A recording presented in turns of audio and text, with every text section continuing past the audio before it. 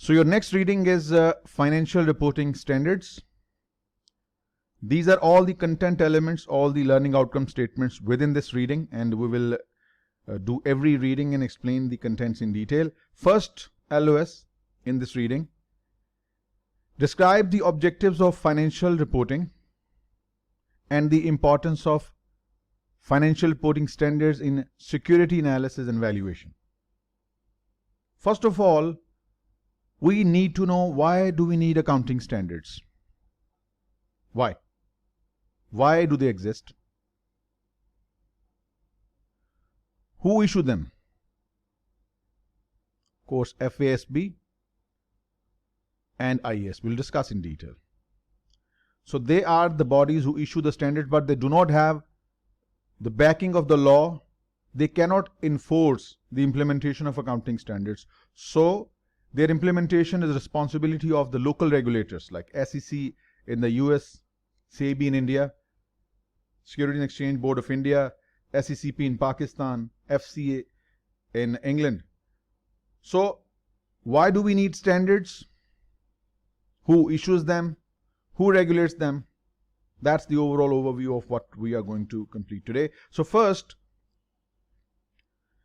objectives of financial reporting. According to IASB, International Accounting Standard Board, one of the accounting standard setting body in the world, the largest one. According to the IASB conceptual framework for financial reporting, the objective of financial reporting is to provide information about the firm to current and potential investors and creditors, those who have direct financial interest, those who have either invested in the shares or the prospective shareholders, existing shareholders or the prospective shareholders. When we say creditors, either they are the lenders who provide you the funds, or they are the one who provide you the trade credit. These are the people who have put their monies in your business. They are the one who will be greatly affected. So this is the basic objective of financial reporting, to provide information about the firm's current and potential investors, creditors, so that they use this information for making their decisions about investing or lending to the firm. So these are the primary users of financial statements, and IASB focuses the standards towards these specific users, not employees or managers or other stakeholders, primarily those who have invested or will invest, those who will lend or have lent, or those who will provide trade credit. All right, then reporting standards. Why do we need reporting standards? There are two international bodies issue reporting standards. FASB, that is the US based. It issues the US GAAP, Generally Accepted Accounting Principles. And the second is IASB. It issues IFRS, and some of its old standards are called IAS.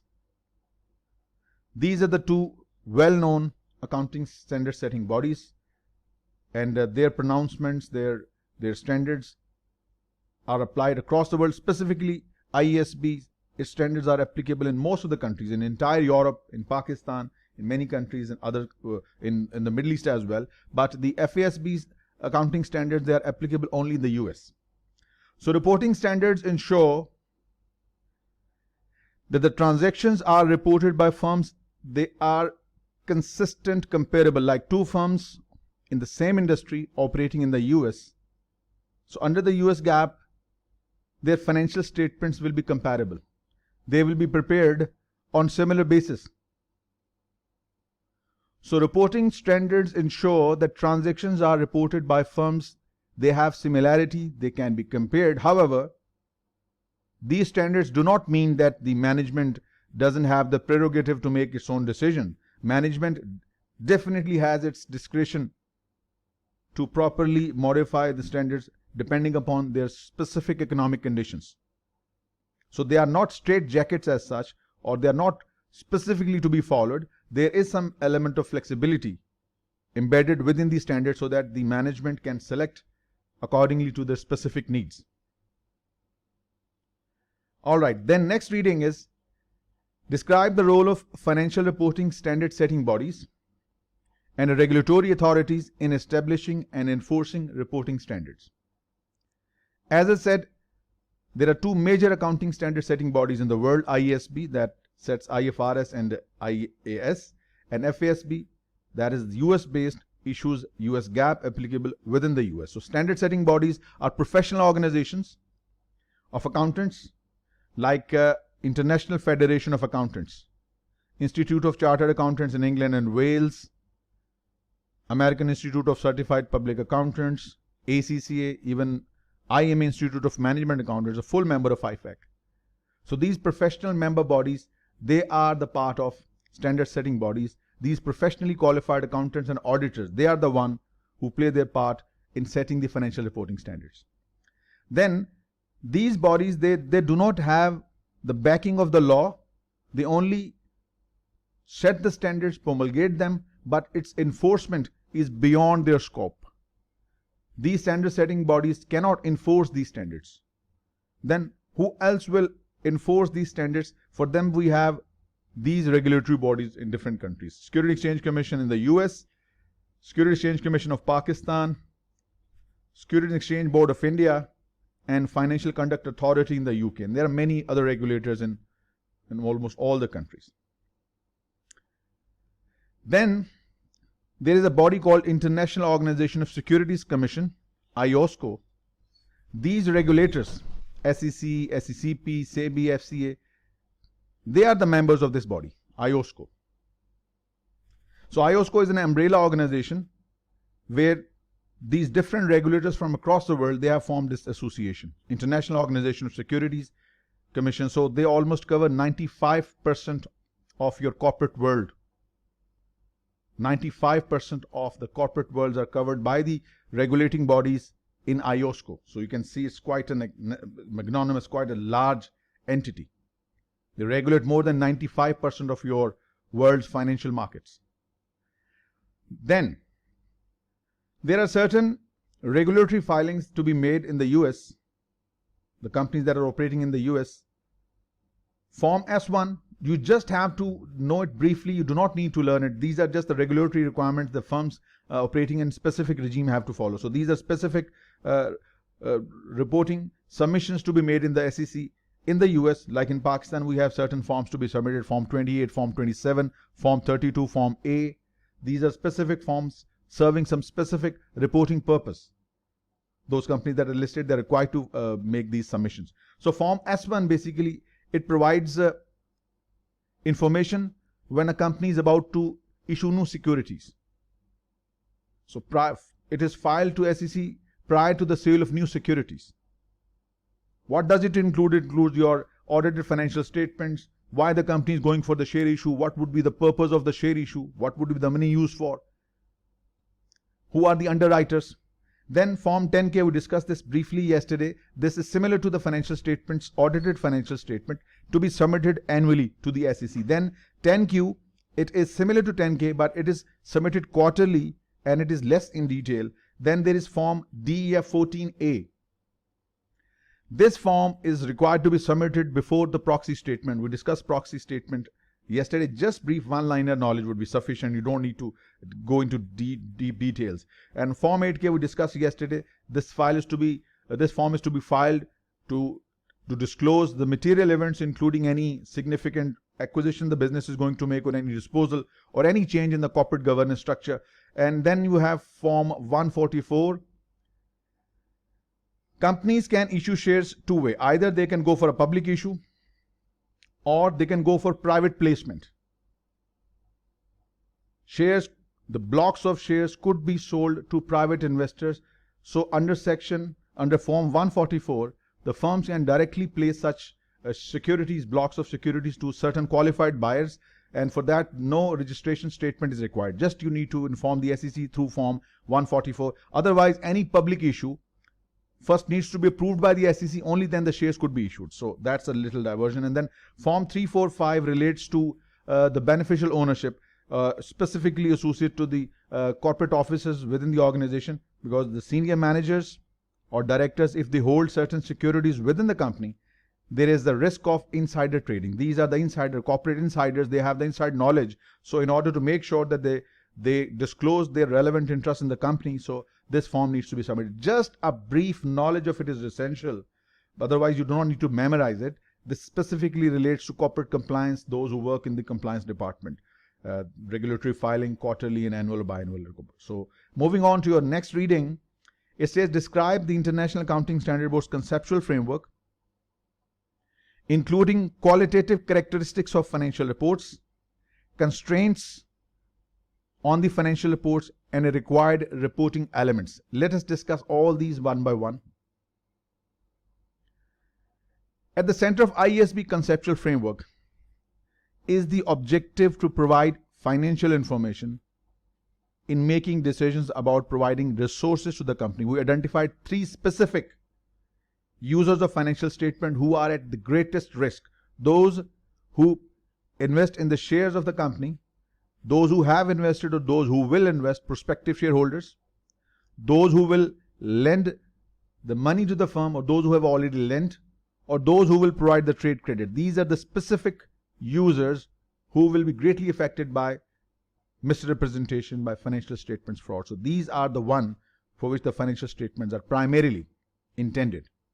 Remember, shareholders, prospective shareholders, lenders, and the trade credit, those who will provide finance to the firm. Now, next, there are 2 fundamental characteristics that make financial information useful, that is relevance and faithful presentation. What is relevance? Relevance means that the information contained in the financial statement influences users, specifically 3: lenders, shareholders, and trade credit providers. Information provided in the financial statement must be relevant for their decision making. Information should have 2 specific characteristics. It should have the predictive value and it should have confirmatory value. Predictive value means that the numbers contained in the financial statement, they should be an indication of the future performance. And confirmatory value means that what was previously expected, whether the financial statements have confirmed our expectations. We were expecting, as per the past earning trend, EPS to be $4 per share, as per the past trends, keeping in mind the prior year financial statement. Do the current financial statements verify what we were expecting? Do they confirm our prior expectations? So relevance means information contained in the financial statement should meet the needs of the users, and they should have the predictive and confirmatory value both. Then faithful representation. Faithful representation means that the financial statement should be complete, should contain all what the users need to know, should be neutral, means there shouldn't be bias. Information that needs to be included must be included, and must be free from error. These are the 2 fundamental qualitative characteristics. It should be relevant and there should be faithful representation, means the information given in the financial statement should be complete, should be free from bias, and it should be free from errors. There are further 4 characteristics that will enhance the faithful representation given thereby. There are 4 characteristics that enhance relevance and faithful representation. First, comparability. Very self-explanatory term. Comparability means the financial statements for 1 year should be consistent with the prior year, not only from period to period, but also from firm to firm in the same industry. So financial statement presentation should be consistent among the firms as well as across time period. This is what you call comparability, and this enhances your 2 fundamental qualitative characteristics. Second, verifiability. What does it mean? Let's say this is a set of financial statements. There is an analyst X who works his magic and draws some conclusions, and there is an analyst Y. He uses his own tools based upon these numbers. Verifiability means these independent analysts using the same methods should obtain similar results. That's verifiability. Then timeliness. Let's say if the financial year ends on 31st of December 2020 and financial statements after audit are published somewhere in October 2021. Now Now it's too late for the financial information to be of any beneficial use. It's too late. 10 months after the close of the year. Information available to the decision maker should be made available before it's too late, before the information is stale. 10 months gap, so much could have been changed over this period. So information must be provided in timely manner so that users of financial statement can take their economic decision. The last characteristic out of these four that enhance these fundamental qualitative characteristics is understandability. Users of financial statement, bankers, lenders, trade credit providers, they most probably have accounting knowledge, but it is expected that the financial statements be prepared, that those who do not have advanced accounting knowledge, they should be able to study the financial statements. Reasonable efforts, they just need to be able to understand what's the content of financial statements. So that's why financial statements over the last 15 to 20 years are being prepared in the statement form rather than the conventional T account that used to be prepared way back 20 to 25 to 30 years ago.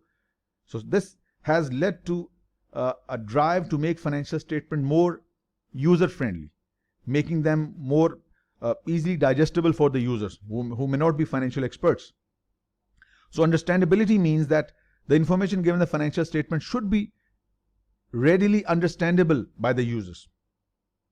That is the meaning. So these are the four characteristics that will enhance these two fundamental qualitative characteristics. All right, moving on. This is still your reading 3. Required reporting elements. Assets. I'm sure all of you know. These are the resources controlled, not necessarily owned by the organization, and these assets have resulted from some past transactions, and these assets will result in some future economic benefit. This term, this definition, I'm sure most of you would have gone through. Liabilities, to the contrary, are obligations as a result of past events, and these obligations settlement will result in some outflow of cash, some economic resources. Assets will generate economic resources for the business, property, plant and equipment, vehicles, and liability settlement will result in outflow of economic resources. Makes sense? Then equity. We discussed accounting equation assets is equal to liabilities plus equity. If we deduct all the liabilities from the assets, what is left is called the residual interest. After the liabilities are deducted from assets, what remains belongs to the shareholders. This is called equity. Residual interest in the assets after deducting liability is called equity, discussed in detail yesterday. Income. Income, we know in general term what is income, but how do we conceive it in accounting? Income means increase in economic benefits that are reflected either through the increase of assets or through the decrease of liabilities, or we can say the net assets increase. You can verify this. Some businesses that have incurred consistent losses, you will see their assets are shrinking. The businesses that have been consistently incurring losses, assets shrink. But when the businesses are making income, assets increase, liabilities shrink, or in other words, net assets increase. So income results in economic benefits that will result in increase in assets or decrease in liability, or effectively net increase in assets over the period. And to the other side, expenses results in outflow of economic benefits from an organization, decrease in economic benefits. So this will go totally other way around. Assets will decrease, liabilities will increase, or in other words, the net assets will fall. So the businesses that are consistently incurring losses, which have the similar nature of expenses, assets will fall, overall net assets will decrease. Okay, so these were the reporting elements discussed very briefly. Then we have some measurement basis. Assets and liabilities can be reported at original historical cost. Historical cost means the original amount paid to acquire an asset. That's the cost principle. Under the US GAAP, the long-lived assets are to be reported at historical cost. They are not allowed to be revalued, whereas IFRS allows assets revaluation. Under the US GAAP, assets are to be reported at original historical cost, the amount originally paid for the acquisition of the asset. So this is first measurement base. Assets can be reported historical cost and are required to be reported at historical cost under the US GAAP. Net realizable value. Net realizable value is the final selling price of a certain asset. Like we have an inventory with the valuation of $100,000, and in order to sell, we may have to spend $10,000, and maybe some of the items are damaged, we may have to incur $5,000 to complete it. So final selling price minus selling cost minus cost to complete. If you deduct these costs, what you get net is called net realizable value. Right, next, present value. Historical cost means the original amount originally paid. Then I think I missed one thing. There should be amortized cost. Amortized cost is your original historical cost. Remember I said under the US GAAP, long-lived assets are reported at original historical cost on the balance sheet. Yes, but does it mean that the cost stays the same? Assets are consumed by continuous usage. They depreciate in value, so their depreciation is accumulated in a separate account, the accumulated depreciation. So yes, we do report asset at historical cost, but the depreciation charge so far will be deducted from historical cost of the asset, giving you the net book value, or called the amortized cost. So amortized cost is your original historical cost less accumulated depreciation. This will give you the amortized cost of a tangible asset. Historical cost of an intangible, you will deduct the accumulated amortization. All this is coming in your balance sheet. We'll discuss in detail. Long-lived assets are coming in a separate reading. So assets could be reported historical cost minus accumulated depreciation for tangible assets, historical cost minus accumulated depreciation for intangible definite assets with the definite life, and historical cost minus impairment. Certain intangibles are tested for impairment, like intangibles which have indefinite life, like goodwill which has indefinite life, which is tested for impairment. And then we have certain assets which are depleted over the period, like a mine or a quarry. So the usage, whatever we extract from the earth's surface, the usage, what extracting minerals will reduce the value of the quarry, so we report it under the depletion method. Historical cost minus whatever has been extracted in cost will give you the net value of the quarry. And net realizable value, as I said, net realizable value is equal to your final selling price minus cost to complete and sell. So these are different bases. I think while I have missed some, there were supposed to be some, I think I missed them, but I think I have just written it all of the historical cost, NRV explained. Then I discussed the amortized cost. Then there was present value. Present value means, let's say a certain asset is expected to generate certain cash flows in the coming years, year 1, 2, 3, 4, 5. So bringing these future cash flows in the present terms, discounting these future cash flows and using this as a base, this is called the present value. This is one of the measurement base. Present value, net realizable value, amortized cost, fair value. What is fair value? This is also one of the bases.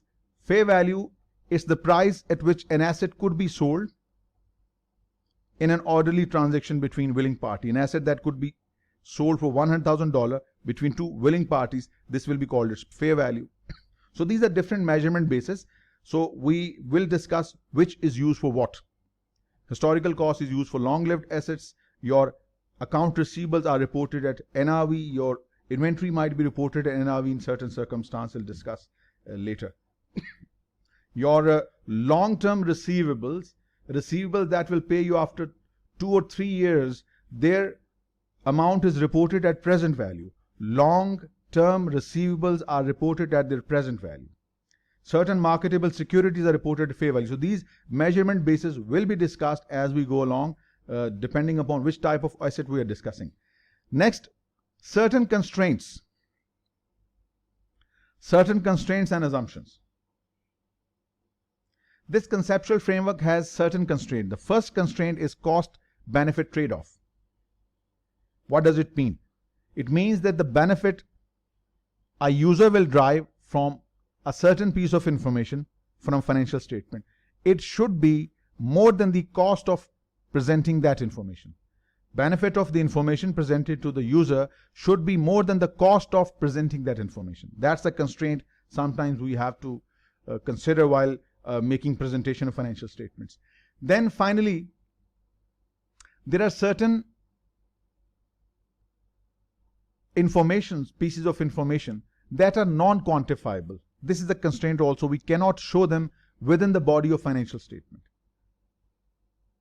Competence of our workforce is an asset, but it is non-quantifiable. It doesn't meet the money measurement concept.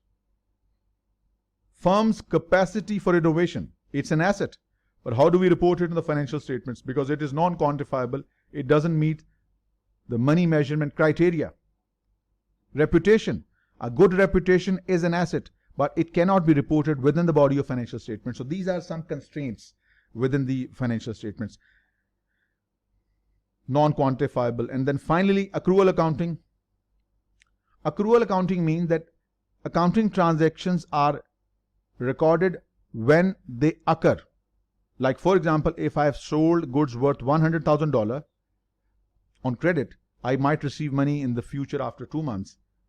Even I haven't received cash. Under accrual accounting, I'm going to book it as my income. I'm going to debit the customer and credit my sales. Accrual accounting means that transactions are recorded when they occur, not when cash is paid or cash is received. Like I have reached my financial year end, 31st of December 2020, and I haven't yet paid the salaries, but I have taken the services from my employees. Expense has been incurred. They will be paid in January's first week 2021.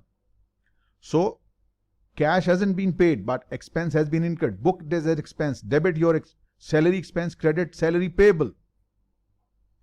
Debit your customer, credit sales. So this is accrual accounting. Transactions are recorded when they occur, not when the cash is paid or cash is received. This is accrual accounting, and it is considered as a constraint because this could inflate your revenues, because cash ultimately is what is the resource that is used to settle liabilities. So this is also, and then again, an important concept, going concern assumption. Let me explain this with the help of an example. Let's say I'm a stockist and I have $100 million worth of stock which is uninsured. This stock is uninsured. There was a fire on 27th of October 2020. It gutted 90% of my stock. The one that remains is just $10 million, and that's also in bad shape. I have also utilized all the debt capacity I could. I cannot issue shares, let's say sole trader. It appears that the business is in trouble and it is not going to survive few months even. This business is no longer a going concern. This business is not going to sustain in the future. So the financial statements for this business are prepared in a totally different way other than your regular financial reporting. So going concern assumption means that a business is going on and it will continue to do so. It will continue to exist in the foreseeable future. This is the basic assumption that is used in preparing financial statement. Accrual accounting is also a basis used in preparing financial statement. US GAAP and IFRS only allow accrual accounting. They do not allow cash accounting. Transactions, when they occur, they must be recorded irrespective whether the cash has been paid or not, or whether the cash has been received or not. So that completes your reading 3. Next, your LOS 3. Next is describe journal requirements for financial statements under the International Financial Reporting Standards. International Financial Reporting Standard, IASB, they have 2 sets of standards. IFRS, they are the new ones over the last 10 to 15 years. And there are a set of old standards, IASs. So out of those IASs, there is standard IAS 1 that governs the preparation of financial statement. IAS 1. It defines which financial statements are required and how they must be presented. So under IAS 1, IASB standard, financial statements include balance sheet. There is a complete reading discussing the contents of balance sheet coming your way in few weeks or maybe few days. Statement of comprehensive income, a separate topic on this under income statement. Cash flows, statement of cash flows, statement of changes in equity, and as I said, explanatory notes. These are integral part of your financial statements. Without explanatory notes, including summary of accounting policies, your financial statements are not complete. So these are the 5 components of your complete set of financial statements: balance sheet, statement of comprehensive income, cash flow statement, statement of changes in equity, and explanatory notes. All these are covered in subsequent readings, and we will discuss them in much more detail.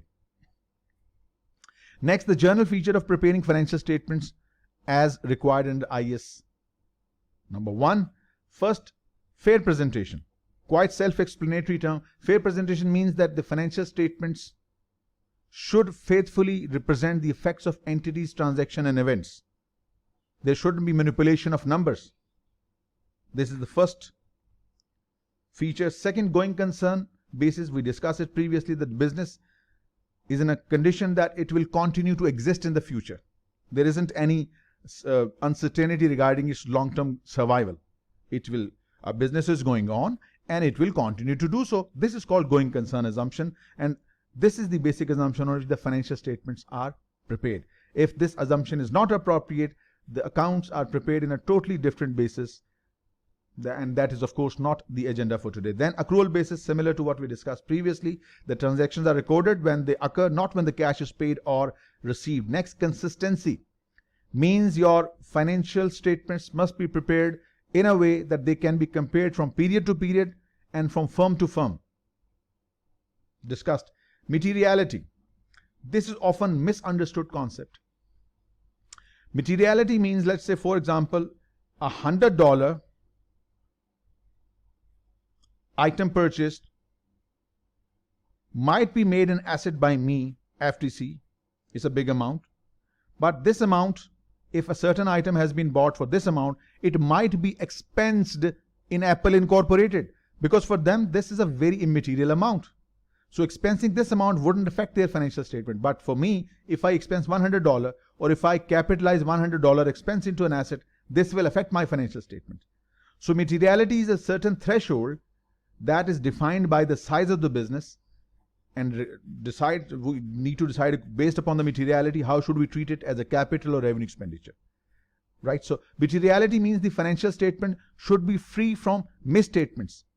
I cannot, for me the tolerance level is $100, but maybe for Apple Incorporated the tolerance limit could have been $100,000, right? So materiality means financial statement should be free from misstatements or omission or this capital revenue adjustment. Then aggregation. Aggregation means that the similar items can be aggregated. Like in group depreciation method, we classify different assets in the groups. Furniture is a separate group of assets. Vehicles a separate group of assets. Fixtures separate. So this way, similar items can be grouped and dissimilar items can be separated. This is called aggregation. Next, no offsetting of assets against liabilities. Assets and liabilities should not be offsetted. They must be disclosed separately. Incomes must be disclosed separately. Expenses must be disclosed separately. Yes, offsetting can be done if it is specifically permitted by the standard. In the previous standard relating to deferred taxes, in the previous standard has been revised. Your current deferred tax asset was netted off against current deferred tax liability. Your non-current deferred tax asset was netted against under non-current deferred tax liability. It was allowed under the standard, so it could be done. Otherwise, netting off is not permissible unless specifically standard is allowing, your standard permits. Okay, next, as per the IAS 1, reporting frequency must be at least annually, once a year. At least annually. Company do publish their financial statements quarterly for regulatory filing, but at least it must be yearly, at least annually. And then comparative information. In order to make your financial statements more understandable by the users, they must be given on comparative basis. Like last year, 2020, must be given against the current year results so the users can compare these two results side by side. This is called comparative. Finally, your last reading probably. Describe journal requirements for financial statements under the International Financial Reporting Standards. The structure and content of financial statements.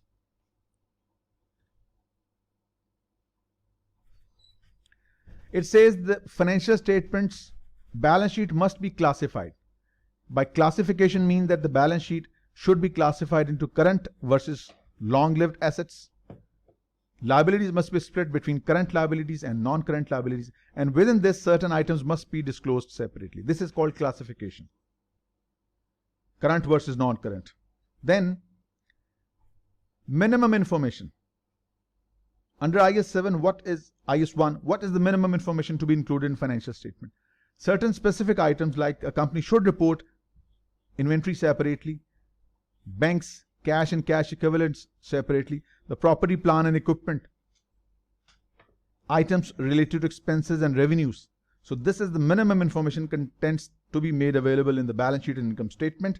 Moving on, comparative information already discussed. Information must be given in a way that is comparable from one period to another. And then finally, describe implication for financial analysis of alternative financial reporting system and importance of monitoring development in the financial reporting standards. Financial reporting standards are continuously evolving. For example, I give you an example, IFRS 9, which is one of the most difficult accounting standard, gave goosebumps to many professional accountants. It has seen many revisions over the period, and it is still evolving. IFRS 9 financial instruments, one of the most complex accounting standards. Since the instruments are evolving, so is the standard is evolving to accommodate the accounting of those transactions. So as an analyst, you need to keep an eye on the changing standards, evolving standards, newer transactions that are originating, how these transactions are accounted for, what are the changes taking place in the reporting regimes. So as an analyst, if your work involves analysis of listed companies' financial statements, so you have to keep yourself updated. Financial statements reporting regimes are in the continuous state of evolution. So as an analyst, you should be updated regarding new products, new innovation in the financial markets, and how are they being accounted for, new types of transactions. As an analyst, you need to keep an eye on the professional journals, or you keep on visiting any updates regarding new standards on ISB and FASB. Because whenever a new standard is to be brought, first it is added in agenda, then there are discussions, input is taken from the members, qualified professional accountant, chartered accountant, CPAs, etc.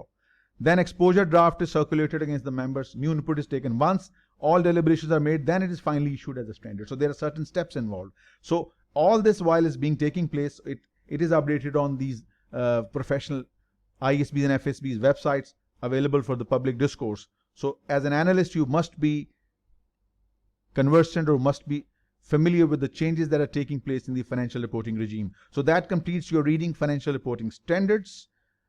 And of course, we cannot miss this. CFA Institute also issues position papers on financial reporting. So certain issues, current issues that are being debated upon, that are also included in these position papers. So you as an analyst need to keep yourself updated on these.